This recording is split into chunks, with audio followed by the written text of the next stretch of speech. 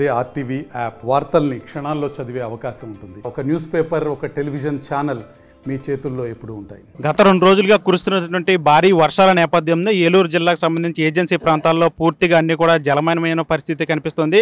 ఎక్కడికక్కడ కుక్కునూరు, వేలేరుపాడుకు సంబంధించి ప్రధానంగా ఉన్నటువంటి గ్రామాల్లో ఎక్కడికక్కడ వాగులు వంకలు పొంగుపలుతున్న పరిస్థితి కనిపిస్తుంది. నిన్న కూడా ఒక కారు బస్సు కూడా ఆ వాగులో చిక్కుకునే పరిస్థితి. ఈ విషయాలు తెలిసిన వెంటనే పోలవరం ఎమ్మెల్యే చిర్రి బాలరాజు వెంటనే ఘటనా స్థలానికి చేరుకుని అక్కడ సహాయ చర్యల్లో పాల్గొన్నారు.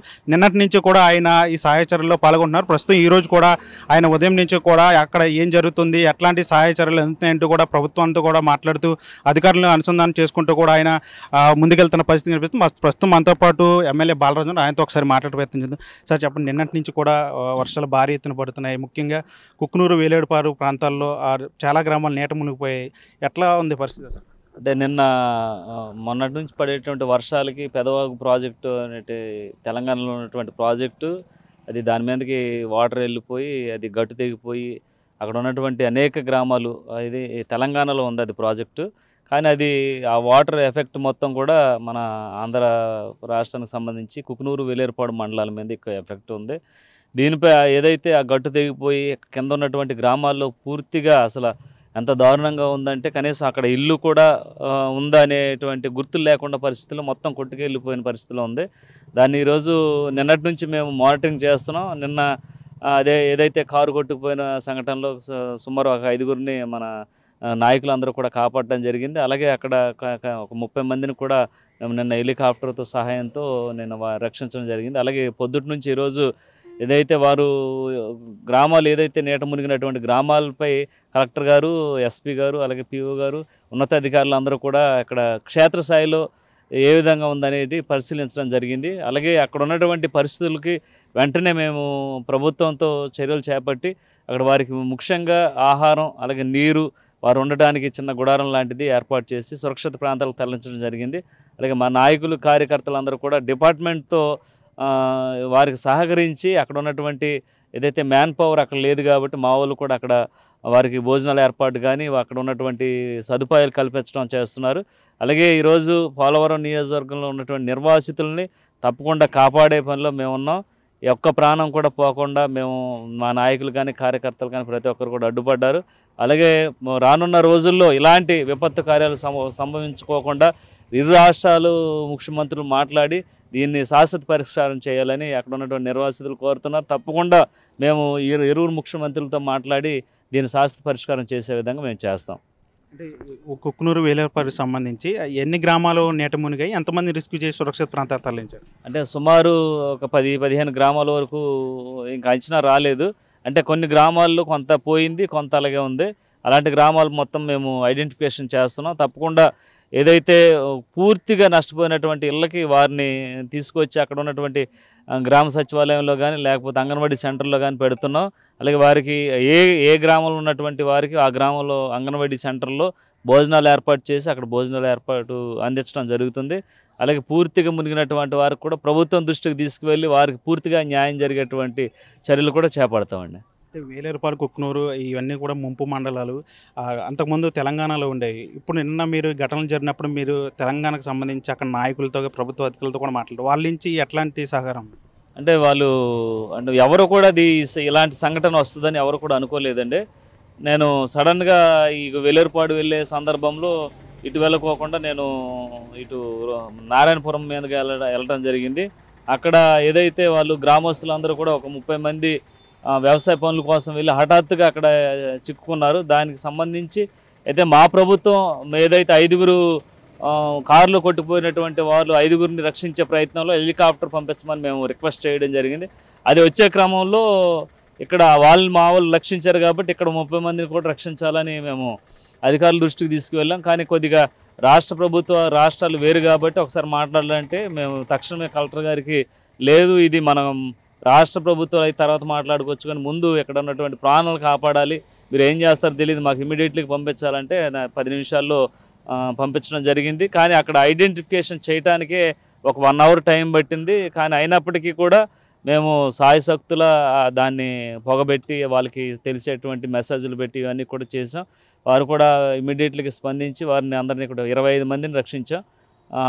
రక్షించే దాంట్లో కూడా అక్కడ ఉన్నటువంటి జారే ఆదినారాయణ గారు కూడా ఆయన ఎక్కడో ఖమ్మం నుంచి కొద్దిగా లేట్ అయ్యింది, ఆయన కూడా ఫోన్లో మానిటరింగ్ చేసుకుంటూ వాళ్ళ అధికారులు కూడా అక్కడ పంపించి, ఎందుకంటే ఆ కాన్స్టెన్సీకి సంబంధించిన గ్రామం కాబట్టి వాళ్ళు కూడా పూర్తి సహాయక సహకారాలు అందించారు. ఎందుకంటే 2 రాష్ట్రాలు కలిసి ఉన్నాయి, 2 మండలాలు కలిసి ఉన్నాయి. దీని నేపథ్యంలో వారికి ఏదైనా కష్టం వచ్చినా మనం చూసుకోవాలి, మనకి ఏదైనా కష్టం వచ్చినా వాళ్ళు చూసుకోవాలి. కాబట్టి ఈ క్రమంలో వాళ్ళు కూడా పూర్తిగా సహాయ సహకారాలు అందించారు. అలాగే మన తరపున కూడా వారికి పూర్తి సహాయ సహకారాలు అందించాం. అంటే పెదవాగు కట్టకు సంబంధించి అది తెగిపోయింది, అంటే ఆ వాటర్ అంతా ఎటు వెళ్తుంది, అక్కడ ఎట్లాంటి సహాయ చర్యలు చేస్తున్నారు గ్రామాలకు సంబంధించి? అంటే అది సుమారు ఒక 2000 ఎకరాలకి అది వాటర్ మన ఆంధ్రాకి, అదే తెలంగాణకి అయితే 1600 ఎకరాలు అది పంటకి సరిపడుతుందంట. కానీ అది ఆల్రెడీ మాకు ఆ రోజు పొద్దుటి నుంచే అది గట్టు తెగిపోయే పరిస్థితి ఉందని ఆ గ్రామస్తులందరూ చెప్తున్నారు. అయినప్పటికీ ఎప్పుడు 20-30 సంవత్సరాల క్రితం ఈ విధంగా వచ్చింది, మళ్ళీ ఇప్పుడు వచ్చిందని ఆ గ్రామస్తులు అంటున్నారు. కానీ ఏదైనా సరే మళ్ళొకసారి ఇలాంటి విపత్తు ఈ పరిణామం చోటు చేసుకోకుండా 2 రాష్ట్రాలు నిర్ణయంతో, ఆ ప్రాజెక్ట్ ఏమో తెలంగాణలో ఉంది, వాటర్ ఏమో ఆంధ్రాకి సప్లై అవుతుంది. కనుక ఈ 2 రాష్ట్రాలు కలిసి దీన్ని దృఢంగా ఆ ప్రాజెక్ట్ని తయారు చేయాలని మేము మనస్ఫూర్తి కోరుకుంటున్నాం. పోలవరం నియోజకవర్గానికి సంబంధించి ఎక్కువగా ముంపు ప్రాంతాలు ఎక్కువగా ఉన్నాయి. ఈ 2 రోజులు, ఇంకా మరొక 2 రోజులు వర్షాలు ఎక్కువగా పడే అవకాశం ఉంది. వాగులు వంకలు కూడా ఇప్పటికే పొంగిపడుతున్న నేపథ్యం ఎట్లాంటి సహాయ చర్యలు చేస్తున్నారు? అంటే మేము కూడా క్షేత్రస్థాయిలోనే ఉంటున్నామండి. ఖచ్చితంగా ఇదిగో ఈరోజు పోలవరం మండలం నుంచి, అలాగే కోయిలగూడెం మండలం నుంచి, జీలిమిల్లి మండలం నుంచి మా మండల అధ్యక్షులను రమ్మంటం జరిగింది. అలాగే జీలిమిల్లి మండలంలో టీడీపీ నాయకులు కూడా రావడం జరిగింది. వీరందరూ కూడా మానిటరింగ్తో రేపు, ఎందుకంటే ఒకరి వల్ల అవ్వదు, ఖచ్చితంగా వీరందరినీ కూడా సురక్షిత ప్రాంతాలకు తరలించాలంటే అందరు సహాయ సహకారాలు అందించాలి. ప్రజలు కూడా మాకు పూర్తి సహాయ సహకారాలు అందిస్తున్నారు. తప్పకుండా వీరికి ఏదైతే ఇక్కడ ఉన్నటువంటి పరిస్థితుల్ని అనుగుణంగా వీరిని ఇక్కడ నుంచి సురక్షిత ప్రాంతాలకు తరలించాం. వారికి ఈ వరదలు తగ్గేంత వరకు కూడా ప్రభుత్వమే బియ్యం కానీ, పప్పు కానీ, ఉప్పు కానీ, అలాగే అక్కడ ఉన్నటువంటి ఆరోగ్య సమస్య గురించి కానీ, మంచినీరు గురించి కానీ ప్రతి ఒక్కటి కూడా మేము కంటికి రెప్పలాగా నిర్వాసితులను కాపాడుకుంటాం. ఏ సమస్య వచ్చినా సరే ప్రతి ఒక్కరికి అదే తెలియజేస్తున్నాం. మా ఫోన్ నెంబర్లు కూడా నిర్వాసితుల నాయకులకి ఇవ్వడం జరిగింది. వారు ఏ సమస్య వచ్చినా సరే అక్కడ ఉన్నటువంటి అధికారికి తెలియజేయండి, లేని పక్షంలో నాకు తెలియజేయండి అని మేము 24 గంటలు కూడా ఎప్పుడు అందుబాటులో ఉంటామని వారికి తెలియజేయడం జరుగుతుందండి. పోలవరం సంబంధించి ఎక్కువ వాగులు వంకలు ఉన్న నేపథ్యంలో ప్రజలు కొంతమంది తెలియక అటు సైడ్ వెళ్ళి చిక్కుకుపోతున్న పరిస్థితి, వాళ్ళందరూ మళ్ళీ మీరు ఒట్టగొట్టిన క్షేత్రస్థాయికి వెళ్ళి అదంతా హడావిడి అవుతుంది. అసలు పోలవరం నియోజకవర్గం ప్రజలకి ఏం చెప్తారు? పోలవరం నియోజకవర్గంలో ఉన్నటువంటి 3 మండలాలు, కుకునూరు, వేలేరుపాడు, పోలవరం మండలాలు నిర్వాసిత ప్రాంతం. దీన్ని ఎక్కడ ఉన్నటువంటి వాళ్ళని సురక్షిత ప్రాంతాలకు తరలించాలని గత ప్రభుత్వాల నుంచి మనం చూస్తూనే ఉన్నాం. కానీ వారికి సరైన నష్టపరిహారం ఇవ్వక ఈరోజు అక్కడి నుంచి వీరి బయటకు వస్తే మాకు నష్టపరిహారం రాదు, మమ్మల్ని గాలికి వదిలేస్తారన్న ఒక భయంతో ఈరోజు నిర్వాసితులందరూ అక్కడ ఉంటున్నారు. ఆ నిర్వాసితులందరికీ మేము ఒకటే హామీ ఇస్తున్నాం, ఏదైతే ఎన్నికల్లో మీకు ఇచ్చినటువంటి హామీ ఉందో నిర్వాసితులకి ప్రతి ఒక్కరికి కూడా నష్టపరిహారం అందించిన తర్వాత మిమ్మల్ని ఎక్కడి నుంచి తీసుకువెళ్తాం. అలాగే ఏదైతే వీళ్ళకి 23 రకాలైనటువంటి సదుపాయాలు కల్పించిన తర్వాత మిమ్మల్ని ఎక్కడి నుంచి తీసుకెళ్తాం మేము హామీ ఇచ్చినటువంటి హామీ ఏదైతే ఉందో తప్పకుండా మీకు ఈ సంవత్సరం లోపే ఆ నష్టపరిహారం ఇచ్చి మిమ్మల్ని ఎక్కడి నుంచి తరలించి సురక్షిత ప్రాంతాలు తరలిస్తామని మేము హామీ ఇస్తున్నాం. అలాగే ఏదైతే పోలవరం ప్రాజెక్టుపై ఈరోజు ఎన్డీఏ కూటమి తప్పకుండా ఆ ప్రాజెక్టుని 3 సంవత్సరాల్లో పూర్తి చేయాలని ఒక జయంతో ముందుకెళ్తుంది. కనుక దాన్ని తప్పకుండా పూర్తి చేసే క్రమంలోనే మొన్న చూసే ఉంటారు మీరు, చంద్రబాబు నాయుడు గారు ఆ ఎమ్మెల్యేలకు ప్రమాణ స్వీకారం అవ్వకోకుండానే ఆ రోజు పోలవరం ప్రాజెక్టు సందర్శించడం జరిగింది.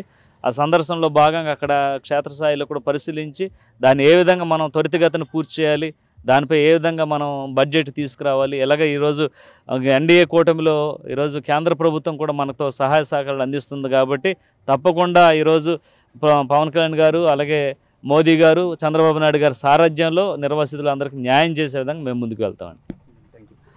ఇది మొత్తంగా పోలవరం ఎమ్మెల్యే బాలరాజు చెప్తున్నారు. అయితే కుకునూరు, వేలేరుపాడుకు సంబంధించి ముంపు ప్రాంతాల్లో ఉన్నారు, అక్కడికి వెళ్ళి క్షేత్రస్థాయిలో పరిశీలించి అధికారులతో మాట్లాడి అక్కడ సహాయ చర్యలు అందిస్తున్నాము. మరోవైపు ప్రజలు కూడా అప్రమత్తంగా ఉండాలి, ఎవరు కూడా వాగులు వంకలు దాటకూడదని చెప్తున్నారు. అదేవిధంగా పోలవరం నిర్వాసితులకు సంబంధించి కూడా వాళ్ళ సమస్యలను కూడా ఒక ఏడాదిలోనే పూర్తి చేసి చూపిస్తామని చెప్పి ఎమ్మెల్యే బాలరాజు కూడా చెప్తున్న పరిస్థితి. వీడియో మనీ RTV పోలవరం నుంచి. మరిన్ని వీడియోస్ కోసం ఛానల్ ని సబ్స్క్రైబ్ చేయండి, లేటెస్ట్ అప్డేట్స్ కోసం వాట్సాప్ ఛానల్ ని ఫాలో చేయండి అండ్ లింక్ డిస్క్రిప్షన్ లో ఉంది.